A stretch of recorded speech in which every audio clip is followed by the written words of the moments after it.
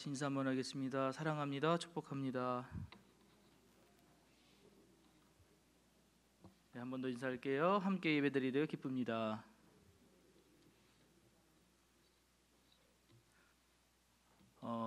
새해가 벌써 한 달이 지나갔네요. 그죠? 구정이 되면은 벌써 한겨울이 지나가잖아요. 그죠? 예, 새해 다짐들 있으셨습니까? 올해는 뭘 하겠다 계획들을 좀 세워보셨나요?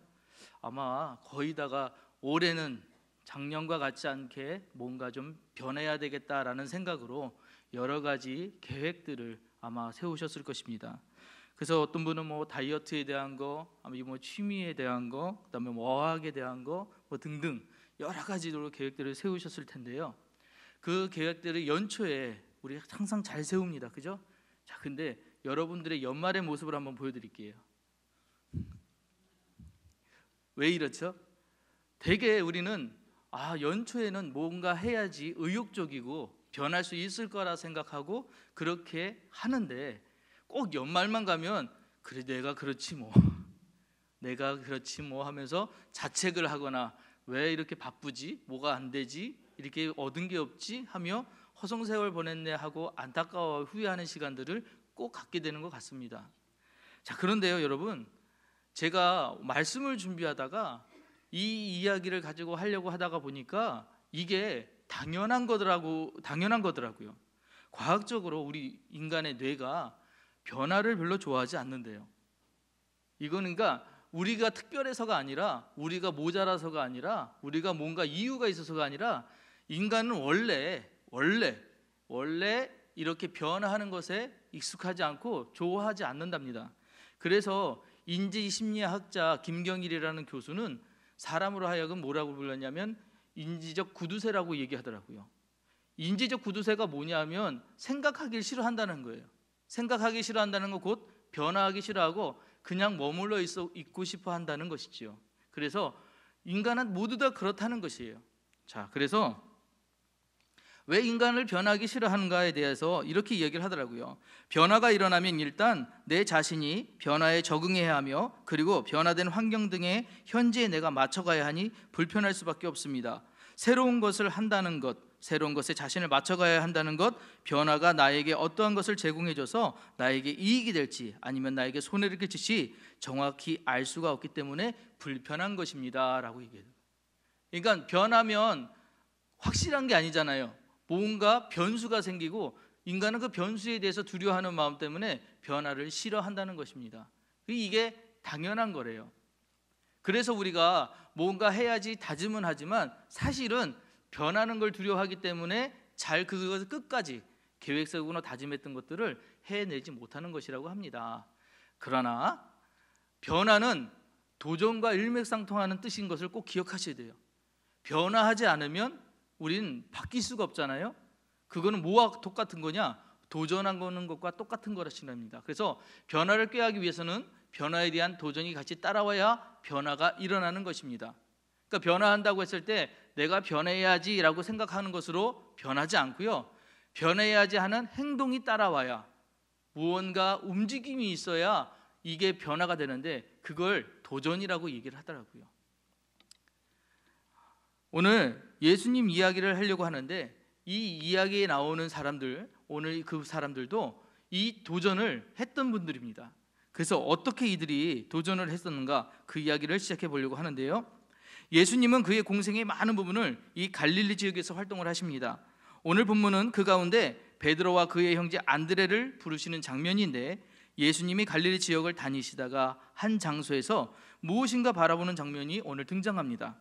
그 장면에서 예수님이 바라보셨던 것은 바로 베드로와 안드레가 금을 던지는 일이었습니다. 그래서 18절에 갈릴리 해변을 다니시다가 두 형제 곧 베드로라 하는 시몬과 그의 형제 안드레가 바다에 금을 던지는 걸 보니 그들은 어부라라고 이야기를 하고 있습니다. 자, 먼저 바라보다라는 말을 조금 더 설명을 좀 드리려고 해요. 우리는 보다라고 할 때 성경에 그냥 보다만 나오기 때문에 아마 이 깊은 내용에 대해서는 잘 모르실 수 있습니다. 근데 헬라어에서의 보다는 하나로 해석하지 않습니다. 세 가지가 나오는데요. 먼저 플레포라는 보다가 있습니다. 플레포는 그냥 눈으로 보는 거예요. 눈으로 보는 게 플레포. 두 번째 에이도라는 것이 있습니다. 에이도는 보는 건 보는 건데 관찰해서 사물을 이해하는 게 에이도입니다. 그리고 또 하나 마지막 호라호라는 게 있습니다. 이거는 성령, 신적인 존재에 의해서 내게 보여주는 것, 이것을 이야기합니다. 한 신학생이 교수님을 찾아왔습니다. 교수님, 저는 너무 살기가 어렵습니다. 그래서 왜 그런가 했더니 예수님께서 마태복음 6장에 간음하는 자는 눈을 뽑아는 게 낫다라고 말씀을 하셨는데 제가 눈을 들어본 즉 너무 이쁜 여자들이 많아서 안 볼 수가 없다는 거예요. 다들 이렇게 남 얘기들 잘 모르시는 얘기가처럼. 그래서 자기가 신학생인데 너무 마음속으로 간음을 많이 해서 도저히 자기는 이 생활을 하기가 어렵습니다라고 이야기를 한 거예요. 그랬더니 이 교수님이 뭐라고 얘기하셨냐면 학생, 에이도 하지 말고 플레포 하게라고 얘기를 했대요. 자, 무슨 얘기인지 지금 어려우시죠? 네, 에이도는 뭐예요? 관찰해서 사물을 이렇게 뚜렷하게 쳐다보는 거거든요. 그래서 어떤 여자를 바라보군 마음에 드는 매혹적인 여자를 바라봤을 때 이렇게 뚜렷하게 쳐다보면 된다고요? 안 된다고 얘기하시고 그냥 눈이 있으니 보일 수밖에 없잖아요. 플레포하게 그냥 눈이 있으니 보이는 것은 어쩔 수 없는데 그렇지만 봤다고 그 여자를 뚜렷하게 또 쳐다보면 안 돼, 이렇게 이야기하신 거예요. 자, 이렇게 얘기를 했더니 이 신학생이 알겠습니다 하고 갔어요. 며칠 뒤에 이 신학생을 다시 만났습니다. 교수님이 물어봅니다. 그래, 어떻게 좀 잘 적응하고 있는가? 잘 내가 가르쳐주면 가르침을 잘 따르고 있는가? 물어봤어요. 그랬더니 교수님, 또 다른 문제가 생겼습니다, 이렇게 얘기하는 거예요. 그래서 무슨 문제가 생겼나 그랬더니 제가 에이도 하지는 않고 플레포 하려고 했는데 제 마음속에 플레포 했더니 너무 오래 플레포 한다는 거예요. 이해하시나요? 자, 누군가 아주 아름다운 여성을 바라봤을 때 고개를 띄었다가 다시 보는 건 플레포예요. 뭔가 내가 확실하게 저 사람을 알아야 되겠다라는 의도가 있는 것이죠. 근데 플레포는 지나가다 눈에 보이는 거니까 어쩔 수 없잖아요. 근데 이 사람은 띄었다 오면 에이도가 되니까 계속 쳐다보고 있는 거예요. 언제까지?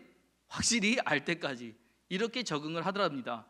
자, 이 이야기는 사실은 이 보는 것에 대해 헬라어를 설명해 드리기 위해 만든 예화입니다. 그런데 진짜 그래요.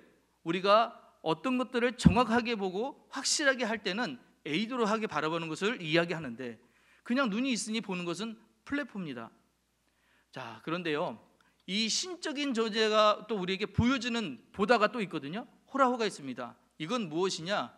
여러분들이 아시다시피 엘리사의 이야기 중에 아합의 군대가 엘리사를 잡으러 왔을 때 그 종이 아침에 밖에 나갔다가 깜짝 놀랍니다.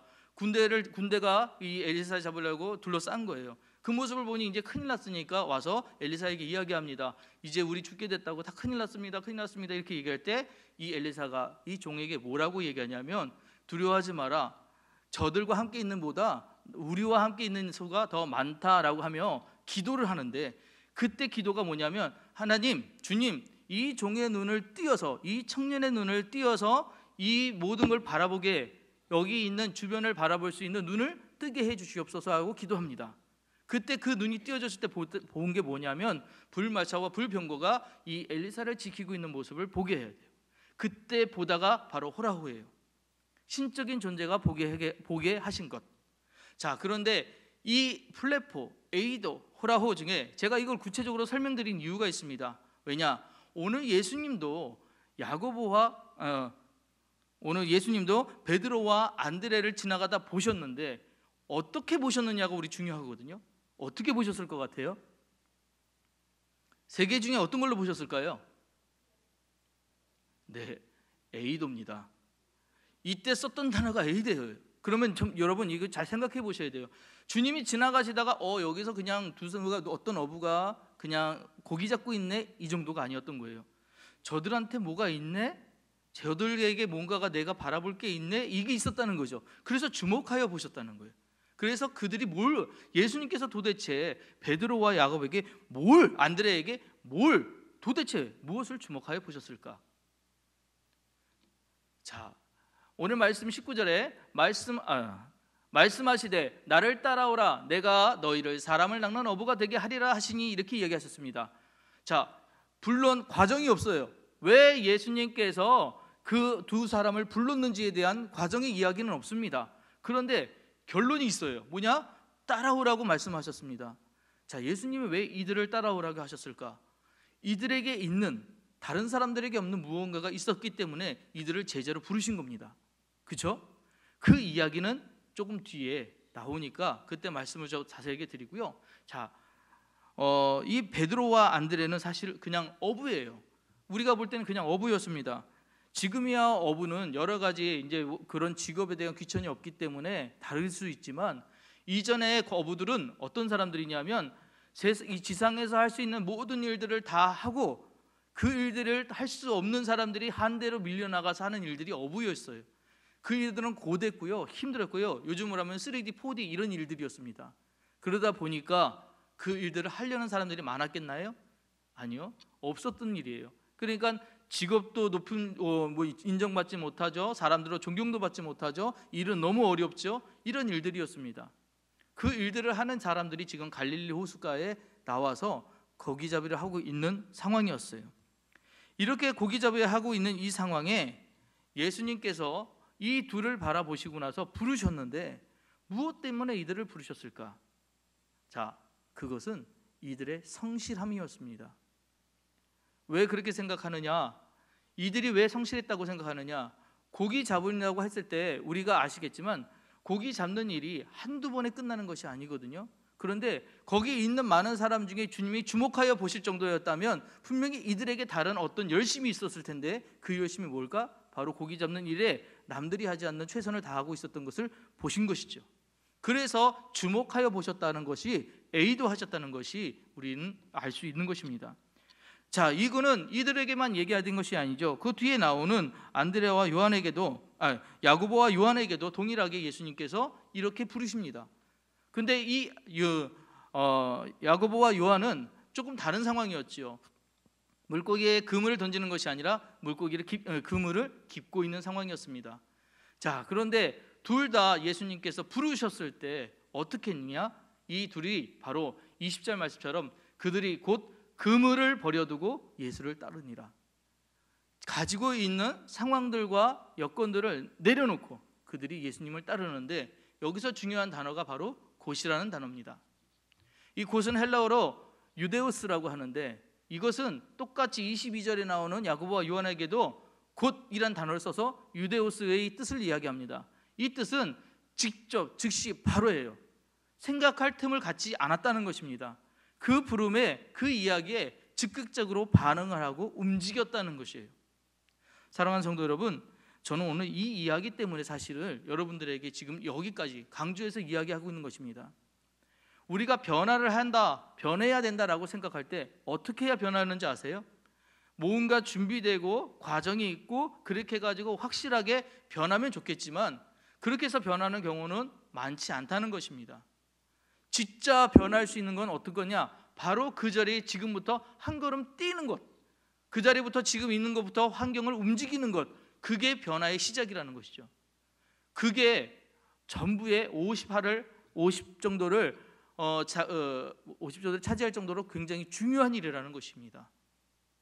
그래서 이 제자들이 곧 예수님을 따르기 시작하는데, 곧이라고 했을 때 모든 것, 뭔가 기다리고 준비되고 내가 여건을 따져보고 그것이 아니었다는 것이죠. 예수님 부르심에 그냥 바로 즉각적으로 움직였다는 것, 이게 변화의 시작이라는 것.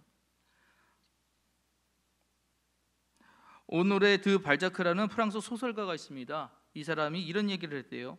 아무것도 변하지 않을지라도 내가 변하면 모든 것이 변한다. 세상은 변해가는 것이 잘 보이지 않습니다. 세상은 확확 바뀌는 것들이 잘 보이지 않아요. 하지만 내가 그렇겠다라고 변하고 시작하는 그 순간에 이미 세상이 변한 거예요. 이미 모든 것이 변한 것입니다. 이렇게 이 형제들의 마음을 움직인 것은 무엇이었을까? 바로 그것은 물론 성령님의 강권적인 변화로 인해 이들의 마음이 불일 듯 일어 믿음이 확 생겨날 수도 있습니다. 그러나 그것이 아닌 이 두 형제 모두 동일하게 모두 예수님이라는 존재에 이제 사로잡히게 된 것이죠. 물론 자신의 환경과 자신의 상황들이 지금까지 있는 상황들이 너무 힘들어서 도망가고 싶은 마음도 있었을 것입니다. 피하고 싶은 마음도 있었을 거예요. 그래서 헌신할 수도 있을 겁니다. 사실 그런데 그렇게 했다고 해서 그 한마디에 따라 나가기에는 뭔가 석연치 않습니다. 그러면 뭔가 이들을 끌어다가 바로 주님의 부르심이었다는 것이죠. 주님이 부르셨기에 이들은 그 부름에 따라갈 수 있었다는 것이죠. 근데 이 부름은요, 이 지금 오늘 있는 제자들에게만 부르신 것이 아니라는 것, 우리에게도 동일하게 부르고 계시다는 것을 믿고 이 말씀을 기억하시기를 부탁을 드리겠습니다. 오늘도 여러분을 부르시면서 나를 따라오너라 라고 말씀하고 계셔요. 그리고 이렇게 변하는 것, 이 변화가 바로 도전이다 라고 이야기를 하시는 거예요.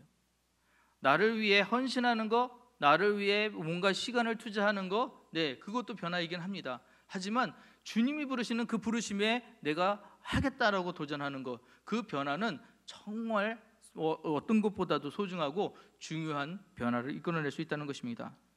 자, 여기서 또 하나의 중요성이 있습니다. 변화해야 된다는 것은 알고 또 변하는 것은 내가 즉시 즉각 해야 된다는 것은 아는데 한 가지 더 중요한 것이 있습니다. 바로 방향이라는 것입니다. 어디로 변해야 하느냐, 무엇으로 변해야 하느냐. 우리는 당연히 말씀으로 변해야 합니다. 하나님 쪽으로 틀어야 돼요. 내가 가기 좋은 쪽으로 눈을 바라보셔서는 도저히 변화가 일어나지 않습니다. 오히려 변하는 것 같지만 어려움이 닿을 수도 있어요. 아브라함과 롯이 있었습니다. 이 둘에 대한 이야기들은 너무나도 잘 아시죠. 자, 그런데 아브라함과 롯이 이제 하나님으로부터 복을 받아서 각자의 소유물이 많아졌을 때 두들의 이제 종들이 싸우기 시작합니다. 왜냐하면 목초지는 적은데 자꾸 이제 소유물들이 늘어나다 보니까 서로 차지하려고 하는 일들이 많아지다 보니 싸움이 잦아진 것입니다. 이 상황을 본 아브라함이 가만히 있지 못하고 이제 이걸 정리해야 되겠다 생각해 롯을 부릅니다. 그리고 나서 이렇게 얘기해요.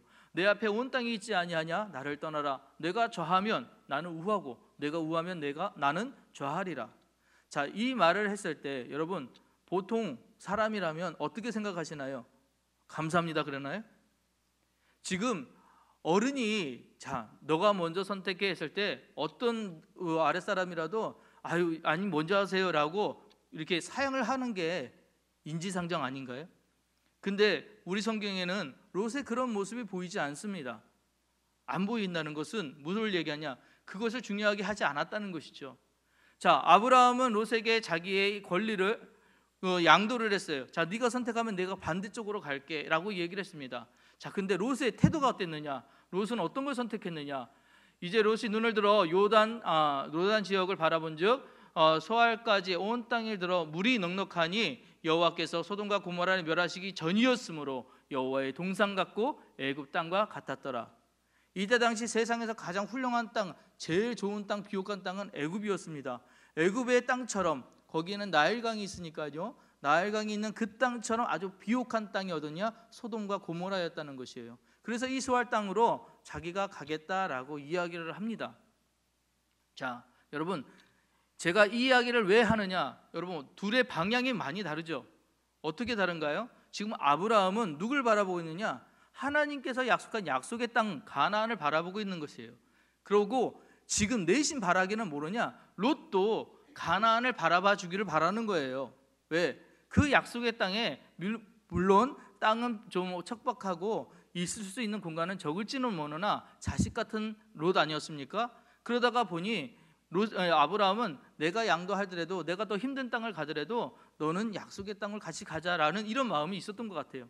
근데 롯은 어떠냐? 아니요, 내가 가고자 하는 땅은 척박한 땅으로 안 가겠다는 거예요. 내가 가겠다는 힘든 땅으로 안 가겠다는 거예요. 물이 넉넉한 정말 살기 좋은 그 땅으로 나는 가겠습니다라고 지금 이야기를 하는 것입니다. 여러분 이 선택이 잘못된 것은 아니에요. 우리 많은 것들을 선택할 때 우리도 그렇게 선택합니다. 우리도 편한 거, 우리도 많은 거, 우리도 좀 넉넉한 거 선택을 해요. 자, 그런데 이 이야기에서는 우리가 좀 생각해 봐야 될 게 약속이 있었냐 없었냐예요. 하나님을 바라봤느냐 세상을 바라봤느냐 이 차이가 있습니다. 하나님을 바라본 아브라함에게는 그 땅이 척박하거나 그 땅이 좀 좋지 못하다 할지라도 가야 되는 땅이었죠. 하지만 롯에게는 그게 아니었어요. 일단 내가 중요했고 내 가족이 중요했고 내 소유가 중요했습니다. 그래서 그걸 선택을 합니다. 방향이 달라지니 아무리 한 걸음을 뛴다고 해도, 아무리 변화를 시작한다고 해도 그 결과가 달라지는 거예요. 사랑하는 성도 여러분, 우리는 지금 변화와 어떠한 것들의 선택에 대한 것들, 이런 것들을 이야기하고 있는데 무엇을 해야 될지 여러분 잘 생각해 보셔야 돼요. 변화는 지금 해야 된다는 거 우리 다들 공감을 하실 겁니다. 하지만 어떻게 변화해야 하느냐, 무엇을 변해야 하느냐, 어떤 식으로 해야 되느냐, 이런 것들 생각하실 땐 먼저 하셔야 될 건 내 눈에 보기 좋은 것은 아니에요. 내가 생각하실 때 옳은 것은 아닙니다. 왜요? 성경에선 하나님 중심주의고 하나님이 먼저라고 분명히 말씀하셨기 때문에 그렇습니다. 어떤 일들을 계획하실 때 먼저 주님께 물어보고 주님께 의지해서 말씀을 찾아보고 그 말씀대로 따라가려고 하는 것이 훨씬 더 중요하다는 것이죠. 그게 신앙인의 자세고 신앙인의 모습입니다. 그 길이 때로는 정말 반대 길일 수도 있어요. 그 길이 정말 어떤 때는 너무 힘든 길일 수 있어요. 하지만 그 길 감에 있어서 그 길이 마지막은 반드시 하나님께서 복 주시는 길이심을 믿으시기를 부탁드립니다.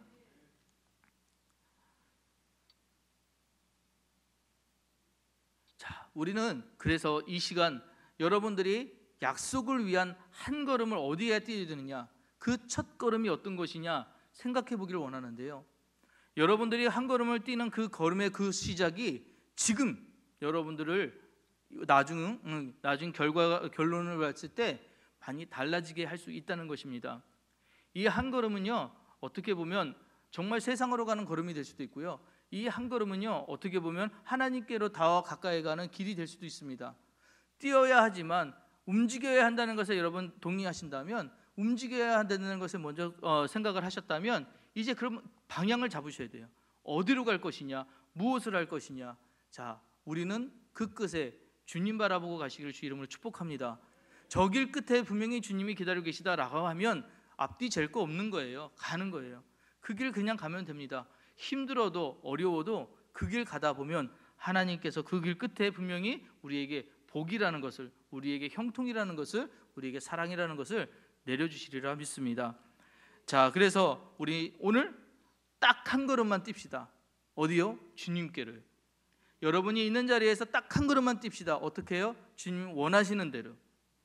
우리가 잠자리에 들었다가 아침에 일어날 때 제일 힘들잖아요. 그죠? 딱 한 번만 눈 뜹시다. 그리고 일어납시다. 그리고 교회로 옵시다. 그렇게 시작하는 거예요. 우리가 예배드리러 나가는 자리가 어렵잖아요. 딱 한 번만 나갑시다. 딱 한 번만 그 일을 시작해 보자고요. 그 일을 시작하는 순간 그 일들이 바로 저 길이 되고 저 길 끝에 예수님이 계신 것처럼 만날 수 있게 된다는 것입니다. 아무쪼록 이 말 참 기억하시고 보다 나은 삶을 살고 싶으신 여러분들이 올바른 걸음을 뛰셔서 하나님으로부터 인정받고 또 사랑받고 또 이 땅에서도 많이 누리실 수 있는 삶을 되시기를 주의 이름으로 축복합니다. 기도하시겠습니다. 사랑의 하나님 아버지, 우리는 참 변화를 어려워하고 힘들어하고 두려워합니다. 때론 지키는 것도 필요하지만 변화를 생각하지 못하는 삶은 도태된 삶이 될 수 있음을 자주 잊어버립니다. 이런 우리에게 성령의 신선한 새바람을 불어주셔서 부르심에 대한 머뭇거림이 아니라, 세상에 대한 미적거림이 아니라 주님을 향한 확실한 결단과 주님과 같이 세상을 품을 수 있는 성도의 삶을 살게 하여 주옵소서. 내일 베풀 사랑을 생각하기보다 오늘 필요한 사랑을 베풀게 하옵시고, 나를 위한 선행보다 주님을 영광 받으시는 구제를 행하게 하옵소서. 교회와 성도의 가정들이 주님의 말씀으로 굳건해지고 풍성해지는 복을 누리며 살게 하여 주옵소서. 특히 우리 일상을 지켜주시어 코로나19로 인해 모이는 것이 어렵지 않도록 지켜주시고, 일상생활이나 교간의 친교나 선교의 봉사들이 멈추거나 위축되지 않도록 보호하여 주옵소서. 각자의 위치에서 최선을 다하는 주의 성도들에게 복을 내려주시고, 우리의 다음 세대들에게 부끄럽지 않은 어른이 될 수 있도록, 또 신앙의 선조들의 가르침을 따라 곧 즉시 올바로 준행하는 거룩한 성도들이 되게 하여 주옵소서. 우리를 사랑하사 그 피로 우리를 죄에서 해방하시고 아버지 하나님을 위하여 우리를 나라와 백성으로 삼아주신 예수 그리스도의 이름으로 기도합니다. 아멘.